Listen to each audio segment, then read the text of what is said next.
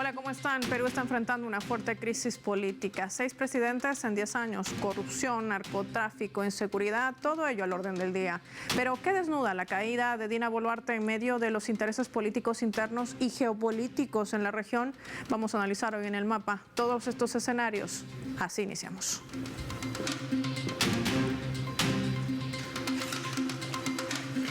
Por esta razón vamos a revisar algunos datos claves, vamos a desplegar nuestro mapa para poder entender qué ha pasado dentro de las 4 mociones planteadas en el Congreso y cómo se ha votado por la caída de Dina Boluarte.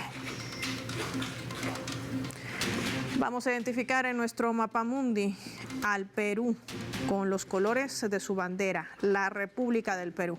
Hay que decir que el Pleno del Congreso ha declarado la vacancia de la presidenta de la República, Dina Boluarte, quien ocupaba el cargo desde diciembre del año 2022, lo que muchos le habían denominado la presidenta designada.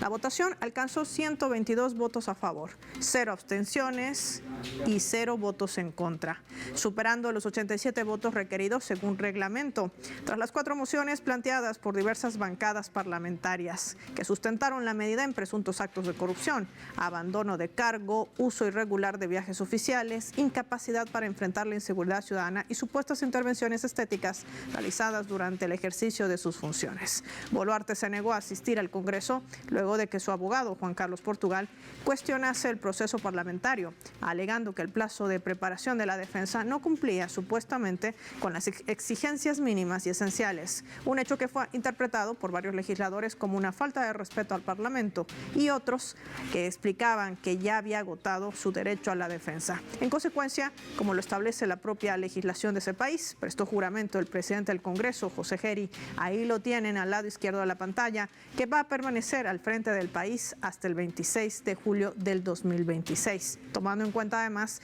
que ya hay convocatoria a elecciones presidenciales en esta nación suramericana.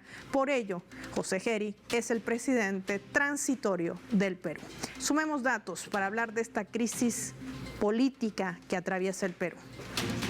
Revisemos datos de estos 6 presidentes que han dejado el cargo, ya sea destituidos, vacados, renunciaron durante los últimos 10 años. Desde el año 2016, la nación peruana ha estado inmersa en distintas disputas de poder, ocasionando una crisis institucional, llevando a la renuncia o destitución de estos mandatarios. En nuestro mapa les mostramos el caso de Pedro Pablo Kuczynski, que ejerció durante 1 año y 235 días entre las gestiones 2016 y 2018. Presentó su renuncia tras el pedido de vacancia por incapacidad moral y los escándalos que aquejaban a su gestión por hechos de corrupción.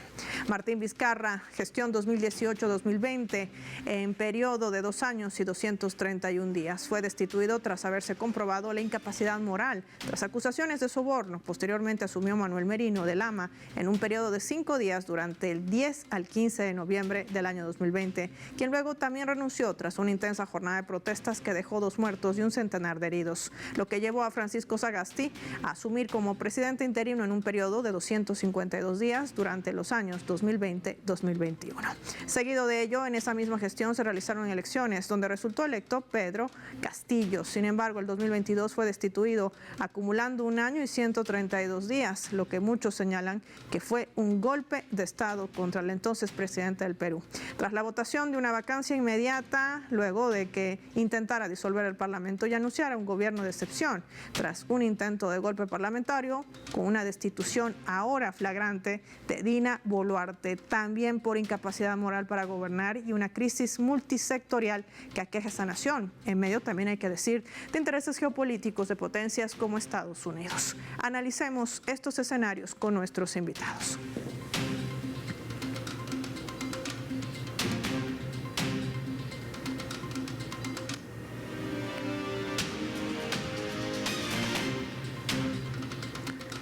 Nos acompaña en directo desde el Perú Martín Guerra, escritor y docente también universitario. Martín, qué placer tenerte en el mapa. Gracias por tu tiempo para Telesur. Bienvenido.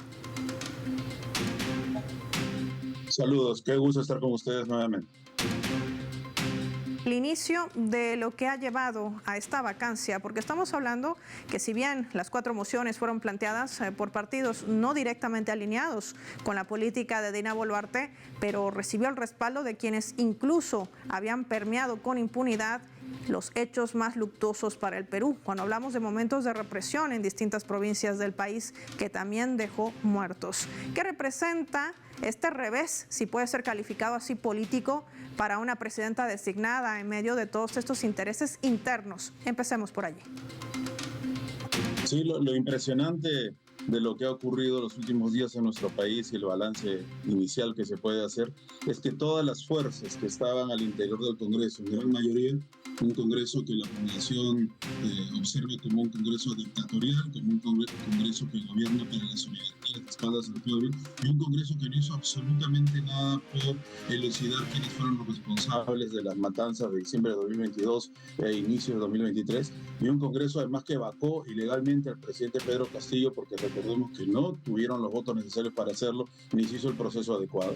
Ese Congreso de pronto descubre que la presidenta Boluarte es una presidenta ineficaz, es una presidenta corrupta, es una presidenta que merece ser vacada. El análisis no debe comenzar desde la presentación de las 4 mociones de vacancia, sino de lo que venía ocurriendo las semanas anteriores. La criminalidad había crecido a niveles impresionantes. Era un desgobierno absoluto. La crisis económica, la cantidad de desempleo y de empleo precario que se profundizaba en el país y que arrojaba a las familias más vulnerables a la pobreza extrema, hizo que las marchas de protesta comenzaran a cada vez más robustecerse. Y eso tiene mucho que ver con otras protestas que había en el mundo, donde los jóvenes estaban tomando la vanguardia. Nuestro país es complejo, no digo que otros países no lo sean, pero aquí hay un divorcio entre la capital Lima y el resto del país que ha estado, en mayor o menor medida, desde el golpe de Estado de Boluarte, en jornadas de protesta y lucha. Ese divorcio parecía que comenzaba a, digamos, desaparecer a partir de las jornadas de lucha de los jóvenes. Entonces, creemos que el Congreso, los líderes del Congreso que coordinan con las oligarquías, que dependen en gran parte de las oligarquías y que han hecho leyes a medida, no solamente de los ricos de siempre, sino de las mafias organizadas, vieron que estas jornadas de lucha podían terminar en la expulsión de Boluarte por las malas, digamos. Entonces, lo que han hecho es crear un plan desde el punto de vista de ellos muy inteligente para frenar las jornadas de lucha. Hoy día tenemos una marcha, una movilización convocada que ha sido preparada por nuestro pueblo con mucho esfuerzo. Han venido de varias partes del Perú y en Lima también se ha desarrollado un nivel de organización más alto que en otros momentos de lucha. Entonces ellos veían esto con preocupación y se han adelantado. Es impresionante que todo el Congreso haya votado en unidad por la vacancia de la señora, que se hayan presentado 4 mociones y que se haya elegido de la mesa del Congreso a un accesitario que fue por suerte para él elegido también presidente del Congreso los meses pasados. Entonces el señor Gerí, que tiene 38 años, lo están presentando como una especie de Nayib Bukele. Ha copiado el discurso, habla como Nayib Bukele, dice las mismas cosas que Nayib Bukele, y la misma noche que juramentó se fue a visitar las cárceles. La idea es que va a contribuir con frenar la criminalidad. La pregunta es, ¿cómo el presidente de un Congreso, que ahora es presidente de la República de un gobierno de facto, va a luchar contra la criminalidad con leyes que favorecen la criminalidad que él mismo ayudó a aprobar? Entonces la población piensa y siente que el señor Gerí es una continuidad del régimen de Boluarte, que es un régimen de facto. Y esto además, tomando en cuenta esa balanza que tan interesante nos presenta Martín, de ese descontento social que venía siendo arrastrado durante años, no solamente durante el gobierno de Dina Boluarte, sino de los otros 6 presidentes que también dimitieron, renunciaron, y todos ellos apuntados también a un factor en común, la corrupción que aqueja también a esa nación suramericana. Sumamos al análisis a Román Migus, periodista y sociólogo. Román, qué gusto tenerte en el mapa, gracias por tu tiempo para Telesur, y te pregunto de manera inmediata, ¿qué otro interés se desnuda en la caída de Dina Boluarte? Porque estamos hablando, por ejemplo, de Fuerza Popular, el fujimorismo, que desde un principio le daba un espaldarazo a la gestión de la presidenta designada en el Perú, pero resulta que a último momento decide también apoyar su vacancia. ¿Tiene algo que ver o relación con el desarrollo de las elecciones que se avecinan en ese país? ¿Cómo leerlo? Sí, muchas gracias por la invitación. Lo que ocurría desde el 7 de diciembre de 2022, después del golpe de Estado contra Pedro Castillo, el Congreso designó a una persona que no tenía partido, no tenía respaldo popular, no tenía alguien que les sostenga, no tenía apoyo del sector empresarial, etc. Entonces era una situación perfecta para que las bancadas que habían perdido las elecciones podían chantajearla y extorsionarla incluso. Me explico. Las bancadas del fujimorismo y de la ultraderecha neoliberal en Perú imponían leyes, imponían prebendas, imponían ministerios a una persona a cambio de mantenerla en el poder. Porque si ella estaba vacada, lo que seguía era seguramente unos juicios penal por su responsabilidad en los asesinatos durante el estallido o sus múltiples casos de corrupción. Y así, durante 3 años se mantuvo un pacto mafioso que mantenía a esta señora en el poder y las bancadas del Parlamento de ultraderecha podían hacer pasar lo que ellos querían. Obviamente eso era una situación de desgobierno, de ingobernanza, porque los ministros colocados por las bancadas no tenían que rendirle cuenta a la presidenta, sino a las bancadas que los habían puesto en el poder. Un propio Estado fallido. ¿Qué ha cambiado? Una contradicción interna en este modelo es que este desgobierno, este Estado fallido hizo explotar la inseguridad, las extorsiones, el crimen organizado, la economía está muy mal y la gente lo sabía, lo que llevó a Dina Boluarte a tener desde hace más de un año una popularidad que oscilaba entre el 0 y el 2%, es decir, en margen de error. Incluso la encuestadora Ipsos sacó un sondeo donde ella aparece con 0%. Ningún peruano la apoyaba, era la persona más odiada de la historia del Perú y eso representaba un lastre para los partidos que lo habían apoyado y que la habían blindado durante 7 mociones de vacancia. Representaba un lastre para las próximas elecciones, porque ellos no podían pedir el voto de los electores cuando habían apoyado hasta una persona que tenía 0% de apoyo. Entonces, ellos la sacrificaron para intentar durante los meses que quedan hacerse pasar por oposición a este nefasto gobierno. Una estrategia política entonces la que desnuda también Román Miguz, que forma parte de lo que ha sucedido y lo que sucede en el Perú. Vamos a revisar si son las únicas placas tectónicas que se mueven dentro de la política interna y cómo impacta en la política exterior y los intereses geopolíticos. Lo hacemos al regreso de la pausa. Le pedimos a Martín y a Román que se mantengan en línea con nosotros y a usted también. No sin antes revisar nuestra escala.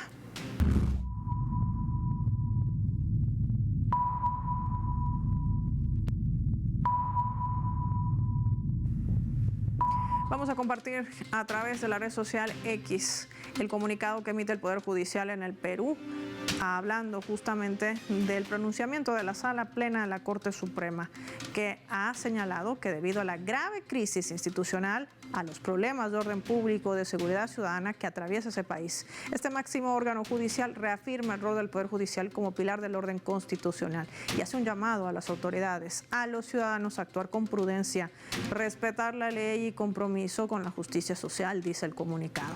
La Corte está defendiendo el derecho a la protesta pacífica, pero también exhorta tanto a los manifestantes a ejercerlo sin violencia como a las autoridades a garantizarlo dentro del marco legal. Finalmente invocan a mantener una vocación de diálogo y respeto mutuo, rechazando toda forma de autoritarismo y reafirmando su compromiso con los valores democráticos y el bien común. Aquí hay una alerta clave en este comunicado que se lee entre párrafos y dice: si no se toman en cuenta todas estas medidas, tenemos el riesgo de ingresar en una ruptura del orden constitucional. ¿Qué avisora el Poder Judicial cuando además uno de sus integrantes hoy forma parte del gabinete del presidente transitorio del Perú? Lo vamos a analizar al volver.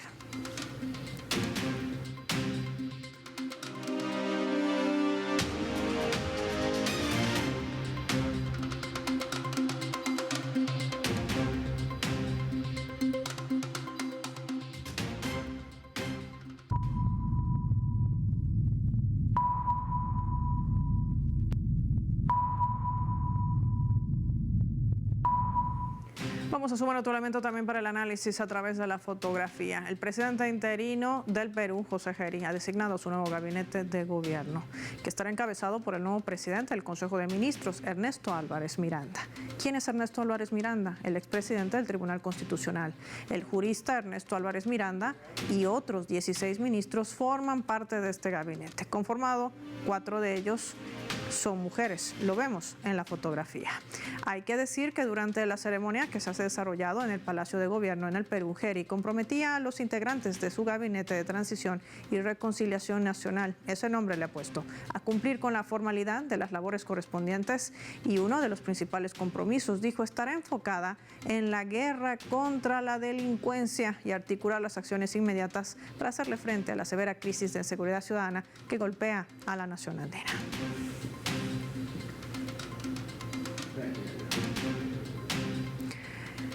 Martín, analicemos este escenario para poder profundizar los intereses geopolíticos que marca sin lugar a dudas el Perú hoy en día. Le restan meses para ir a unas elecciones generales, pero tendría tiempo para profundizar las relaciones que ha mantenido, por ejemplo, con Estados Unidos. La presencia de militares estadounidenses bajo el justificativo de garantizar la seguridad en esa nación, que además sigue permeando con cuantiosas cantidades de narcotráfico. La alianza también, donde las propias organizaciones multilaterales como la ONU y sus informes dan cuenta que el 87% de la droga sale por el Pacífico.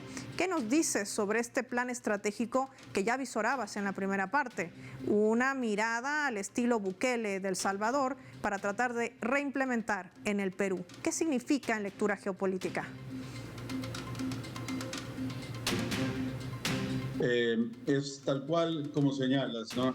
El plan de las oligarquías y la representación actual que tienen con el señor Geri es obviamente que sigan gobernando quienes no fueron elegidos en 2021, con un discurso, por supuesto, fariseo en defensa de la democracia que ellos defienden, que es la democracia de la mediocracia, la democracia de la dictadura congresal, el control del Poder Judicial del cual hablabas en la primera parte, que está impidiendo cualquier juicio correcto a los verdaderos delincuentes de las mafias que están instaladas en los poderes del Estado, pero por el contrario, sí se juzga, se apresa preventivamente, que es la modalidad, a los dirigentes populares, entre ellos el presidente Pedro Castillo, por ejemplo, cuya libertad pues cada día se ve más oscura, ¿no? Entonces, frente a esto, recordemos que el actual ministro de Relaciones Exteriores del gobierno de facto, elegido por el señor Geri para el gabinete que él ha llamado de Reconciliación Nacional, es un gabinete que en realidad no es de reconciliación nacional. Permíteme brevemente decir quiénes lo conforman. Casi todos los tecnócratas de ese gabinete vienen de haber trabajado directa o indirectamente en el gobierno de Boluarte, y otros son de partidos que no fueron elegidos, como por ejemplo personas filoapristas que han pertenecido o están en el partido aprista, o también del Partido Popular Cristiano, que es el partido que es, digamos, el característico de las oligarquías desde finales del siglo XX.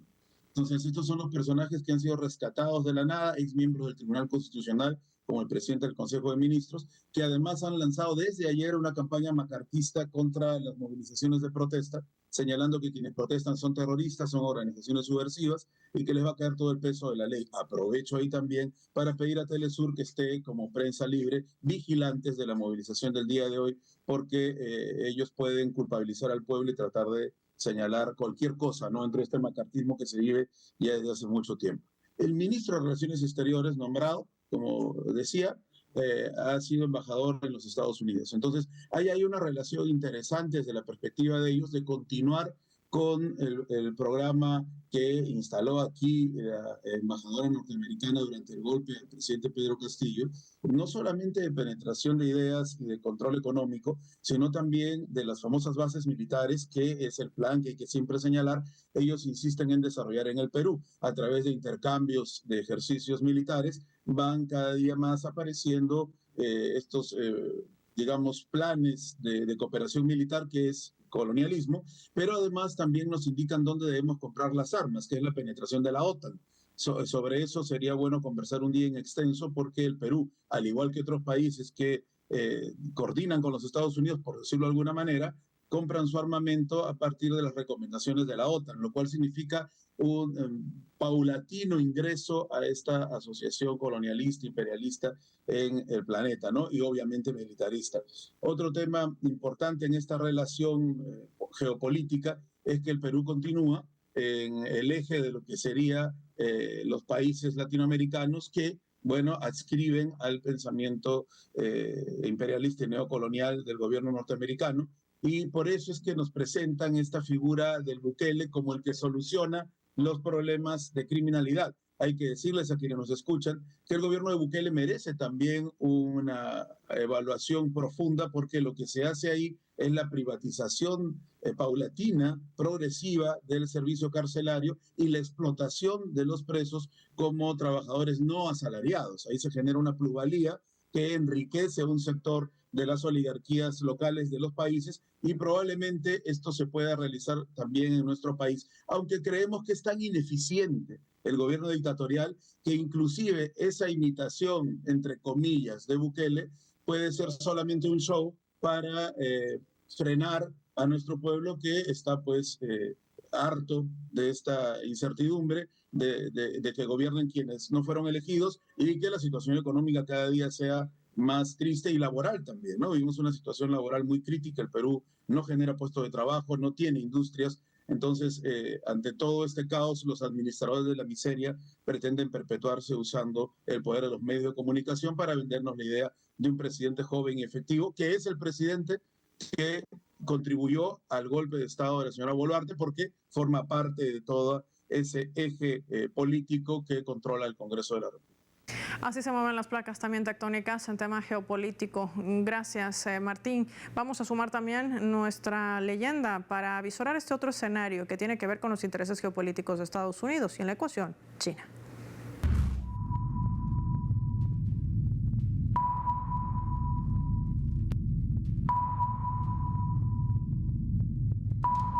Hace meses atrás, en plena inauguración del puerto de Chancay, una de las inversiones más grandes que realizaba el gigante asiático en esa nación suramericana, la expresidenta hoy del Perú, en ese entonces presidenta del país, sentenciaba esto. Lo colocamos en la pantalla del mapa. Sé que a muchas y sobre todo al presidente Trump, decía, no le ha gustado que inauguremos el puerto de Chancay.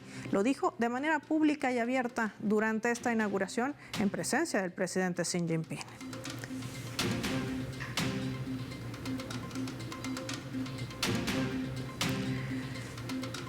Romay, este aspecto marca también el interés de Estados Unidos de contrarrestar la influencia del gigante asiático en nuestra región de América Latina y el Caribe. No es un dato menor y no estamos blanqueando la gestión de Dina Boluarte. ¿Qué representa este movimiento?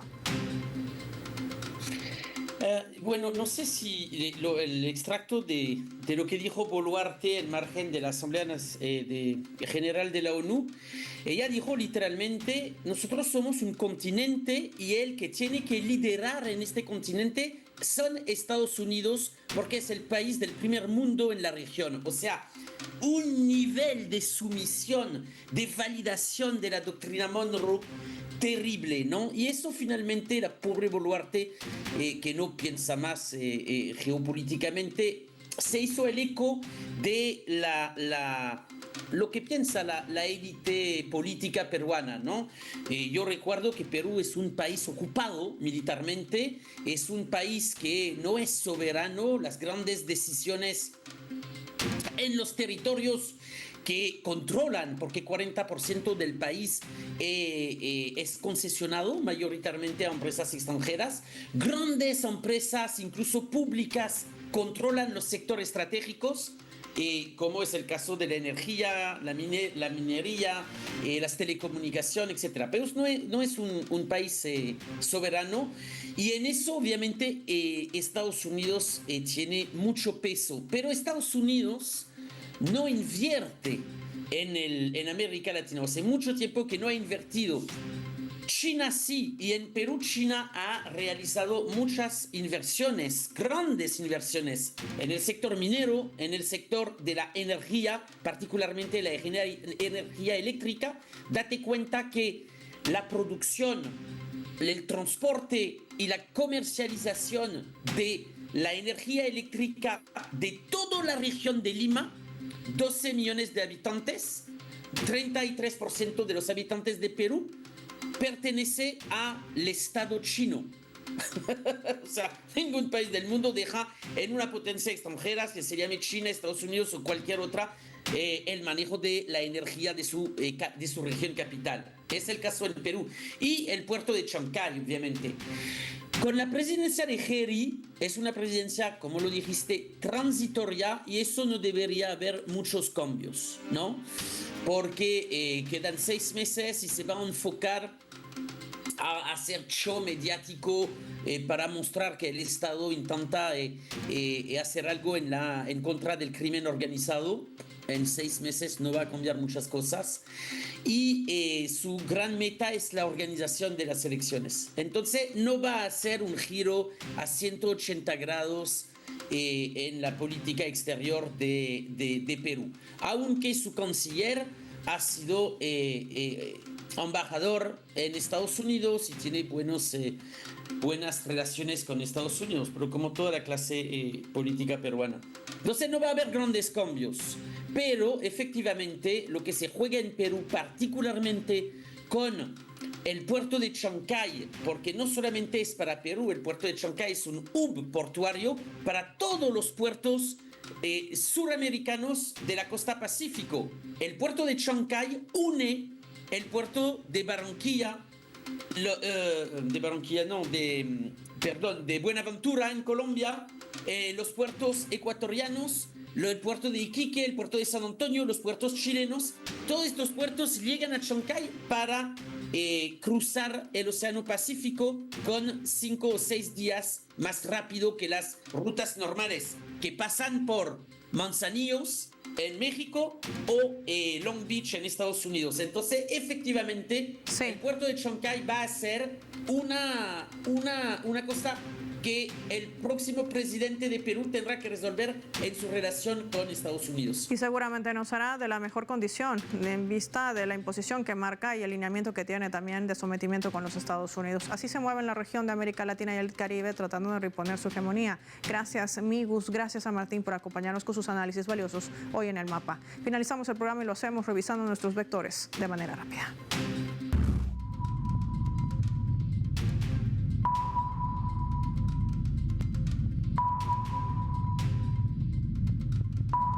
Nuestro radar en El Mapa nos refleja las 3 claves sobre este tema. Perú, crisis política. 1, estrategia. Los intereses internos han primado en la destitución de la presidenta del Perú y no por su gestión ni porque haya sido buena.